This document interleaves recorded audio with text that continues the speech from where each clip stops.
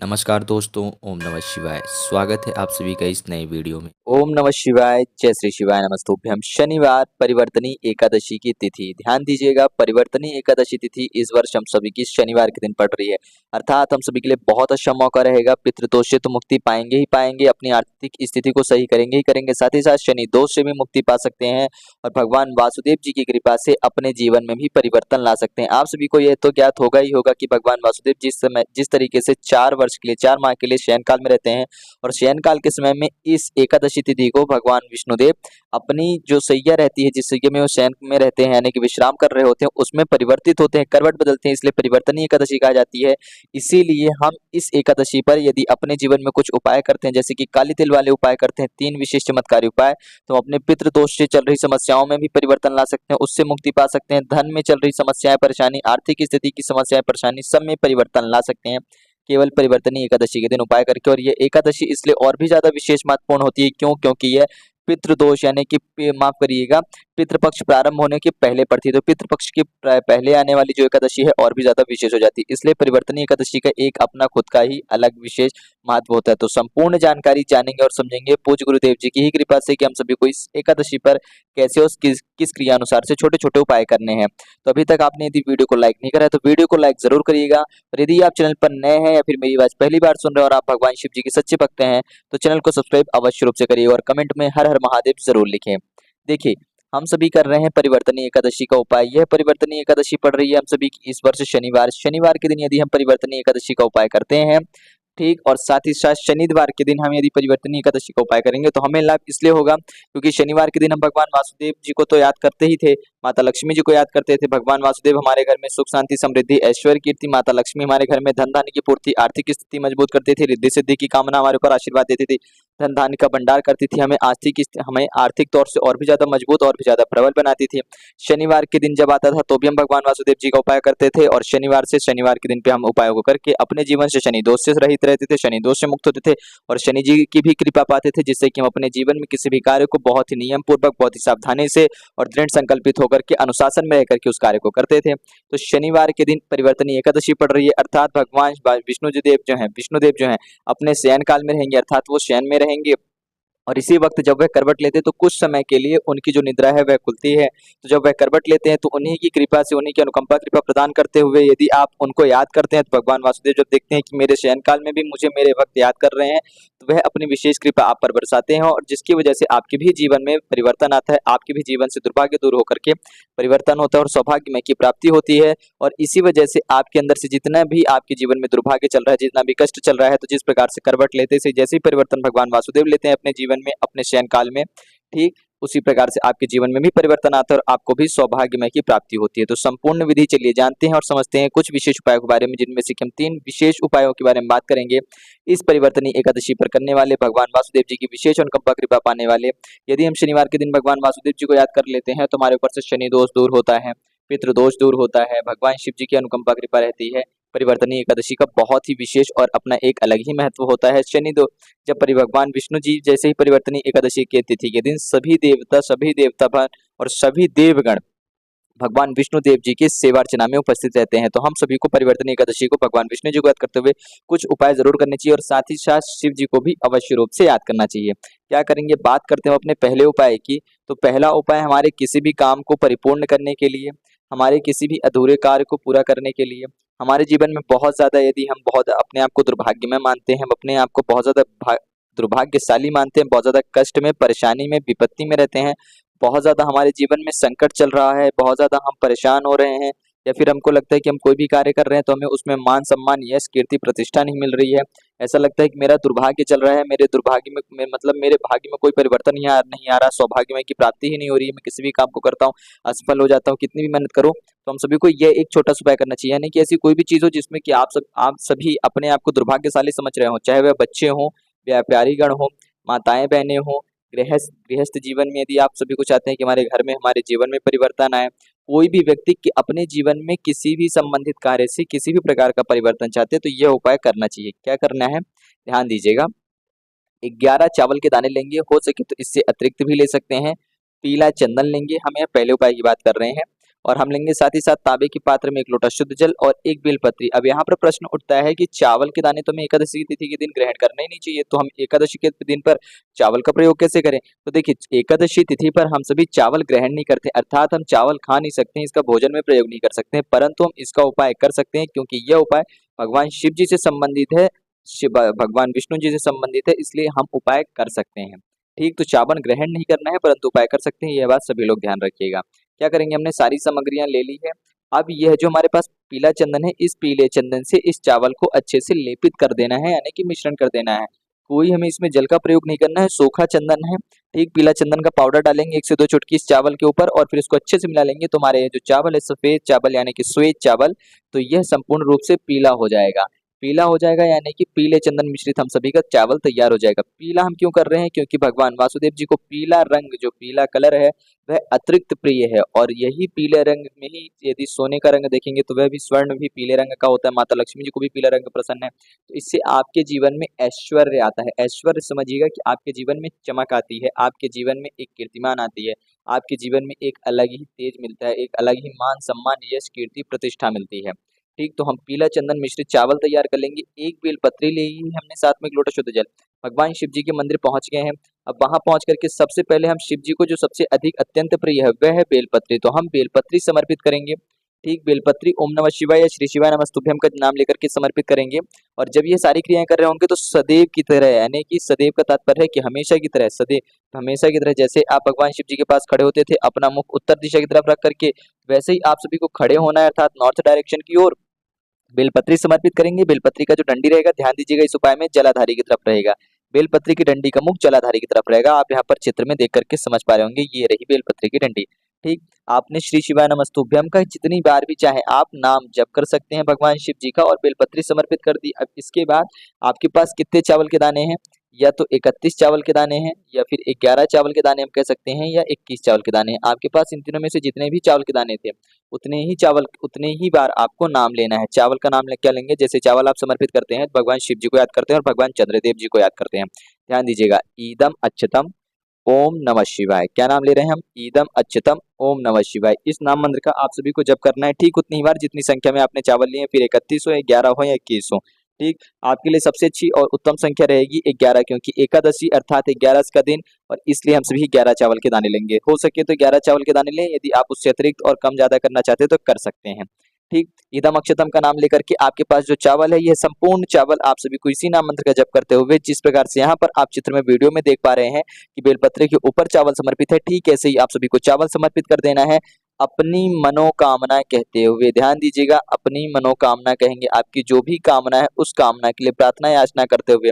कोई भी व्यक्ति हो, छोटे बच्चे बच्ची हो, व्यापारी व्यक्ति हो, नौकरी वाले व्यक्ति हो, गृहस्थ जीवन में माताएं बहनें हो, कुमारी माताएं बहनें हैं जो हमारी वह कर सकती हैं। ठीक, अपने अच्छे जीवन साथी के लिए कर सकती हैं, अपने घर में, अपने गृहस्थी में, अपने घर में, अपने घर में किसी भी प्रकार की कोई दिक्कत परेशानी हो, घर में अशांति रहती हो, घर में कलह जैसी समस्या रहती हो, अपने भाई बहन के लिए कर सकते हैं, स्वयं के लिए कर सकते हैं, अपने बच्चों के लिए कर सकते हैं, गर्भवती महिलाएं अपने आने वाले बच्चे के अच्छे जीवन के लिए, स्वस्थ जीवन के लिए, उज्जवल भविष्य के लिए इस प्रकार से मनोकामना प्रार्थना करते हुए यह उपाय कर सकती हैं।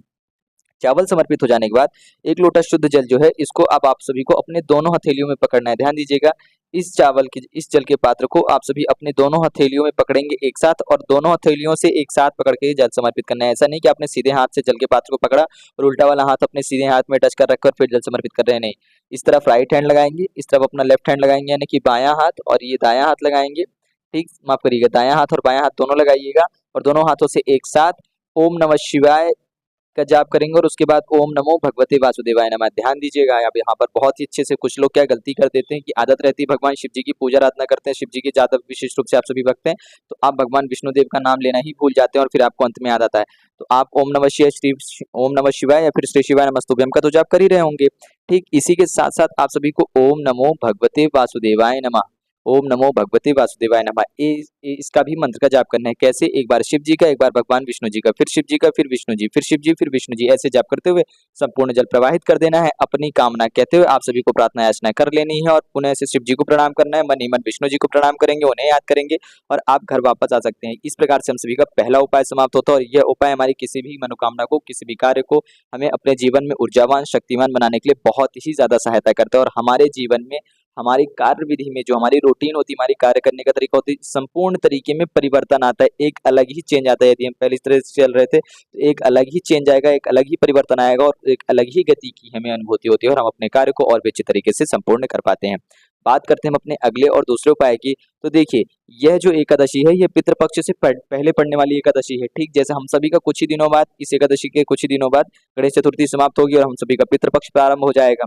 तो पितृपक्ष से पहले पड़ने वाली एकादशी जो है वह पितरों के लिए भी समर्पित होती है। क्यों? क्योंकि ध्यान दीजिएगा, एकादशी तिथि भगवान विष्णु जी और माता लक्ष्मी जी के लिए तो हम करते ही करते थे। एकादशी तिथि हम अपने जीवन में सुख शांति समृद्धि के लिए करते थे। एकादशी तिथि पर गर्भवती महिलाएं जो हैं वह उपाय करती थी अपने बच्चों के लिए। एकादशी तिथि पर जो विवाह से इच्छित यानी कि ऐसी जो कुमारी वर या कुमारी वधु हैं यानी कि कुमारी कन्याएं हैं या कुमारे जो लड़के हैं, वह उपाय करा करते थे भगवान विष्णु जी की कृपा पाने के लिए, अपने अच्छे जीवन साथी के चुनाव के लिए।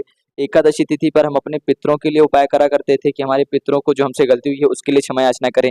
इसलिए यह जो एकादशी है पितृपक्ष से पहले पड़ रही है, तो परिवर्तनीय एकादशी और भी ज्यादा विशेष हो जाती है। तो हम इस एकादशी पर अपने पितरों के लिए भी प्रार्थना याचना कर सकते हैं और उनसे जुड़े हुए हमसे जो भी गलती हुई है, जो भी हमसे भूल चूक हुई है, उस गलती के लिए हम माफी मांग सकते हैं अपने पितृ देवताओं से।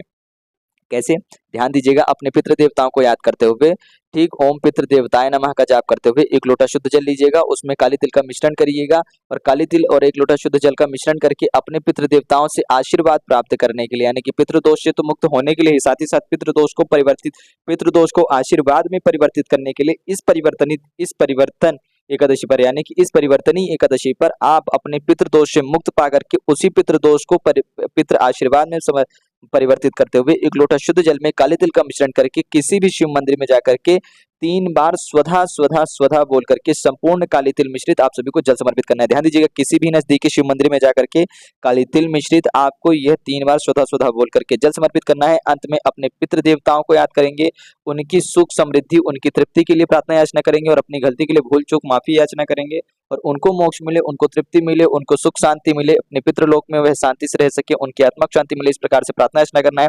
3 बार स्वधा बोलना है, 3 बार आपको ताली बजानी है, भगवान शिव जी को प्रणाम करना है और अपने पितृ देवताओं को याद करना है। यदि आप इतनी क्रिया करते हैं, काले तिल मिश्रित जल समर्पित करते हैं भगवान शिव जी की शिवलिंग पर, स्वधा कहते हैं 3 बार और साथ ही साथ आप अपने पितृ देवताओं को याद करते हैं, तो पितृ देवताओं की कृपा होती है, पितृदोष से मुक्ति मिलती है, पितृ देवता अपने पितृलोक में सुख शांति से रहते हैं, उनकी आत्मा को संतुष्टि मिलती है, उनकी आत्मा को तृप्ति मिलती है और आप भी अपने जीवन में गृहस्थ रूप में और भी ज्यादा विशेष रूप से मजबूत और प्रबल होते हैं। और यदि आपके ऊपर से जो भी पितृदोष थे वह मुक्त होते हैं, जिससे कि आपकी आर्थिक तंगी समाप्त हो जाती है, आपके घर में ग्रह कलेश जैसी समस्याएं समाप्त हो जाती है, आपके जीवन में अशांति का जो प्रभाव है वह दूर हो जाता है, आपके जीवन से संकट परेशानी छोटी छोटी दिक्कतें आ रही थी वह सारी दिक्कतें सारी परेशानी खुद ब खुद समाप्त हो जाती हैं। तो यह छोटा सा विशेष दूसरा उपाय हम सभी को अवश्य रूप से करना चाहिए। बात करें हम अपने अगले और तीसरे विशेष उपाय की, तो देखिए पितृपक्ष हम सभी का आने वाला है। यदि हम बात करें अपने पितृ देवताओं को भोग वगैरह अर्पण करने की, कि हम यदि चाहते हैं कि हम अपने पितृ देवताओं को भोग अर्पण कर सके, उन्हें कुछ यानी कि प्रसाद रूप में अर्पण कर सके, तो हम एक छोटी सी क्रिया और कर सकते हैं। और यदि हम भोग अर्पण करते हैं अपने पितृ देवताओं को तो और भी ज्यादा हमारे ऊपर पितृ प्रसन्न होते हैं। देखिए, अभी तो हमने पितृ देवताओं को जल समर्पित करा, अपने जीवन से पितृ दोष की मुक्ति के लिए प्रार्थना करी, परंतु यदि हम अपने पितृ देवताओं को प्रसन्न करना चाहते हैं कि हमारे पितृ देवता हमसे जो गलती उसके लिए उन्होंने हमें क्षमा याचना कर दी, परंतु वे हमसे प्रसन्न रहे, हम पितृ देवताओं को अपनी गलती को भूल चुके लिए क्षमा याचना कर चुके हैं, अब उनकी प्रसन्नता के लिए उनके भोग अर्पण के लिए क्या कुछ करना चाहते हैं, तो हम क्या कर सकते हैं कि सुबह हम हल्दी से स्नान करेंगे एकादशी पर, यानी कि जिस जल से स्नान करेंगे उसमें हल्दी का प्रयोग करेंगे, तो हमारे ऊपर पितृ देवताओं के यानी कि हम पूर्ण रूप से अपने आप को शुद्ध करेंगे। ठीक, जो अशुद्धि थी उसको दूर करते हुए शुद्ध करेंगे। भगवान विष्णु जी, भगवान सूर्यदेव को याद करेंगे, सूर्यदेव को जल समर्पित करेंगे, सूर्यदेव जी का नाम लेकर के, और सूर्यदेव जी को जब हम जल समर्पित करेंगे, ठीक, तो ध्यान दीजिएगा उस वक्त हम काली तिल का मिश्रण करेंगे। क्या करेंगे? काली तिल का मिश्रण करेंगे और काली तिल मिश्रित एक लोटा शुद्ध जल और गुड़ से हम भगवान सूर्यदेव जी को याद करेंगे और उसके बाद अपने पितृ देवताओं को भोग अर्पित करने के लिए हम अपने घर में बैठेंगे। ठीक, स्नान करने के बाद बैठ करके कहीं पे भी किसी भी कोने में दक्षिण दिशा की तरफ मुख करते हुए बैठेंगे, वहां पर बैठ करके एक पात्र में, हमारे घर में जब भोजन बना होगा उसमें से एक रोटी निकाल करके लानी है, ठीक, किसी भी तांबे के पात्र में रखिएगा, उसके ऊपर 1 से 2 टुकड़ा गुड़ रखिएगा। गुड़ रखने के साथ साथ आपको रखनी है कुछ काले तिल के दाने। काले तिल के दाने कितने रखने हैं? 11 काले तिल के दाने रखने हैं। ध्यान दीजिएगा 11 ही रखें, इससे अतिरिक्त ना रखें। क्यों? क्योंकि एकादशी पर कर रहे हैं, 11 का दिन रहेगा, 11 काले तिल के दाने रखेंगे। ओम पितृ देवताय नमः, ओम पितृ देवताय नमः, इस नाम का 11 बार पुण्य, इस नाम का 11 बार जाप भी करेंगे। जाप कर लेने के बाद यह एक रोटी गुड़ और काली तिल अपने पितृ देवताओं को याद करते हुए अपने घर के नजदीकी किसी भी गौ माता के समक्ष जाएंगे और उनको ग्रहण करा देंगे। ध्यान दीजिएगा 2 प्रकार, एक गौ माता होती है जिनके बच्चे छोटे रहेंगे, वह गौ माता जो गाय कामधेनु माता जो हो गई, यानी कि हमारी जो धेनु माता जी हैं, जो दूध दे रही होंगी, यदि उनको ग्रहण कराते हैं, ठीक छोटा सा बछड़ा भी रहता है उनका गौ माता जी का, तो आपको विशेष लाभ होता है। परंतु यदि ऐसी कोई गौ माता मिल रही होती है कि जो उस समय पे दूध नहीं देती हैं, अर्थात वह फिलहाल दूध नहीं दे रही हैं, उनके जो बच्चे हैं, उनके जो बछड़ा है, ये कह सकते हैं वह बड़े हैं, वह अभी दूध नहीं देती हैं, तो भी आप उनको रोटी खिला सकते हैं। लेकिन प्रयास करें कि किसी विशेष गौ माता के पास जाए जिनका एक छोटा सा बछड़ा हो, जो दूध दे रही हो, तो आपको और भी ज्यादा विशेष रूप से आशीर्वाद प्राप्त होता है। क्यों? क्योंकि इस एकादशी पर अपने पितृ देवताओं को याद करते हुए ऐसी किसी गौ माता को आप रोटी ग्रहण कराते हैं, उनको भोग अर्पण करते हैं अपने पितृ देवताओं को याद करते हुए, तो आपको तो आपके पितृ को तृप्ति मिलती ही मिलती है। साथ ही साथ आपके ऊपर गौ माता का आशीर्वाद तो मिलेगा मिलेगा, आपको 33 कोटि देवी देवताओं का भी आशीर्वाद मिलता है। क्यों? क्योंकि ध्यान दीजिएगा, जो 33 कोटि देवी देवता है, संपूर्ण देवी देवताओं का स्थान जो है वास होता है हमारी गौ माता के अंदर। और जो हमारी धेनु माता होती है, जो जिस वह समय पर हमारी गाय माता जब दूध दे रही होती है, यानी कि इनका जो समय काल होता है कम से कम 6 महीने का, कहीं स्थानों पर 1 वर्ष तक भी कोई कोई सी गौ माता जो है दूध देती हैं। ठीक, तो ऐसी जो गौ माताएं होती हैं, वह विशेष अनुकंपा कृपा प्रदान करती हैं। हम उनसे विशेष रूप से आशीर्वाद की प्रार्थना अर्चना कर सकते हैं, उनके चरण स्पर्श करेंगे, उनको रोटी अर्पण करेंगे। गुड़ और काले तिल मिश्रित, काले तिल हमारे जीवन से कष्टों को दूर करेगा, गुड़ हमारे जीवन में सौभाग्य लाएगा, ऐश्वर्य कीर्ति लाएगा, रोटी हमारे जीवन में हम सभी को सुख शांति समृद्धि दिलाएगी, अन्नपूर्णा माता की कृपा दिलाएगी। पितृ देवताओं को याद करके हम समर्पित करेंगे, उनको समर्पित करेंगे ये रोटी की, हे प्रभु, हे माता रानी, हमें जो भी आशीर्वाद मिले वह हमारे पितृ देवताओं को समर्पित हो, हमारा ये कर्म पितृ देवताओं को समर्पित हो, उनको तृप्ति मिले। तो पितृ देवता भी आपके ऊपर प्रसन्न होते हैं, 33 कोटि देवता भी आपके ऊपर प्रसन्न होते हैं और आपके ऊपर विशेष कृपा होती है और आपके घर में और ही ज्यादा सुख शांति समृद्धि आती होती है। आपके बच्चे फलते फूलते हैं, आपके बच्चे सौभाग्यमय के लिए प्राप्ति करते हैं और आपके जीवन में एक विशेष रूप से अनुकंपा कृपा प्रदान के साथ साथ एक अलग ही परिवर्तन आता है। तो यह छोटा सा उपाय जरूर करिएगा। देखिए, आप सभी को वीडियो में 3 विशेष उपाय बताए गए हैं, एक अपने पितरों को भोग लगाने के लिए, एक अपने जीवन से पितृ दोष से मुक्ति पाने के लिए, पितृ से क्षमा याचना करने के लिए, और एक अपनी किसी भी कामना को, किसी भी प्रार्थना को परिपूर्ण करने के लिए। तो तीनों में से बहुत ज्यादा विशेष और बहुत ही महत्वपूर्ण उपाय है जो कि परिवर्तनी एकादशी पर आप सभी को करना है। तो परिवर्तनी एकादशी पर भगवान विष्णु जी के चरणों को स्पर्श करते हुए, उनके चरणों को याद करते हुए, अपने आप को उनका दास समझते हुए, उनको याद करके परिवर्तनी एकादशी पर ये छोटे छोटे विशेष उपाय जरूर करिएगा। यदि आप यह उपाय करते हैं परिवर्तनी एकादशी पर, तो आपकी परिवर्तनी एकादशी और भी ज्यादा विशेष और महत्वपूर्ण खास हो जाती है। साथ ही साथ शनि देव की आपके ऊपर कोई भी दोष नहीं लगता है, शनि दोष से आप मुक्त होते हैं, क्योंकि भगवान वासुदेव जी की आपके ऊपर, साक्षात भगवान नारायण की आपके ऊपर कृपा होती है और आपके जीवन से पितृदोष, धन की समस्या, हर प्रकार की परेशानी दूर होती है। तो कैसे थे 3 ये चमत्कारी उपाय? बहुत ही सरल और बहुत ही सहज रूप से आप सभी को बताने का प्रयास किया गया है। उम्मीद करता हूँ बहुत ही सरल रूप से आप सभी को समझा पाया होगा। पूज्य गुरुदेव जी की अनुकंपा कृपा से। यदि वीडियो पसंद आए तो वीडियो को लाइक जरूर करें। यदि आप चैनल पर नए थे, मेरी आवाज पहली बार सुन रहे थे, तो चैनल को सब्सक्राइब अवश्य रूप से करिएगा और कमेंट में हर हर महादेव ओम नमः शिवाय जरूर लिखिएगा। जय श्री शिवाय नमस्तुभ्यम, हर हर महादेव ओम नमः शिवाय।